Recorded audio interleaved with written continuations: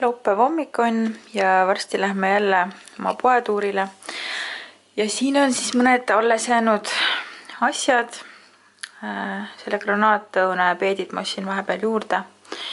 Ja siis, mida siis nende kõikide asjadega teha, on hea see, et saate teha värsket mahla. Ja siin on isegi kapist mul värske salat ja siis üks porgand ja kurgijupp. Et ma plaanin need kõik asjad teha mahlaks. Ja tahtsin näidata ka teile tegelikult ühte hästi head raamatut. Et panen selle siia. Et selline smuutid ja mahlakokteilid. Ja minu arust see raamat on hästi ilus. Ja siin on nii palju erinevaid smuuti retsepte ja mahla retsepte. Et saab igasugust inspiratsiooni siit, et mida siis smuuti või mahla sisse panna.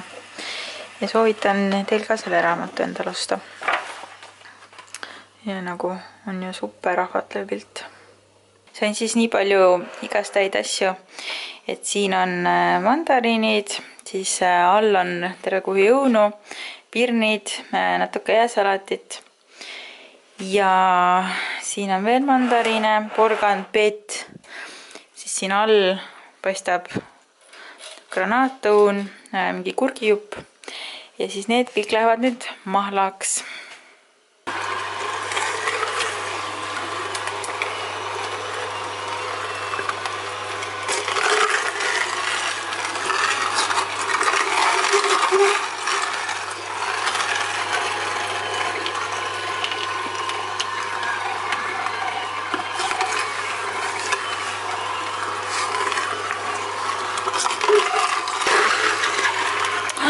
Vaadake, kui ilus värvsid tuleb.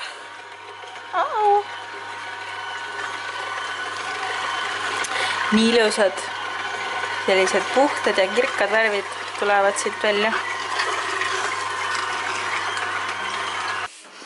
Vaadake, kui ilusad värvis on. Kollased ja punased.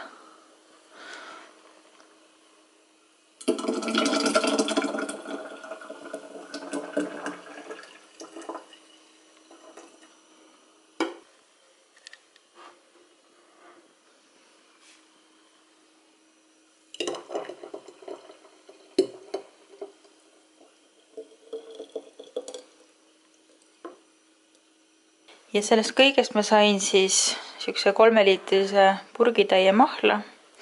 Ja nii palju jäi siis seda massi alles.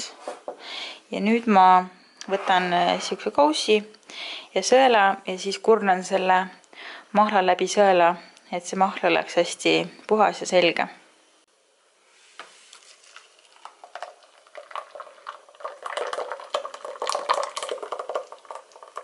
Ja siin on siis see lõplik mahlakogus, et mis ma peale kurnamist sain. Et nii tahaks juba jooma hakata. Ja tänaseks kõik. Head aega!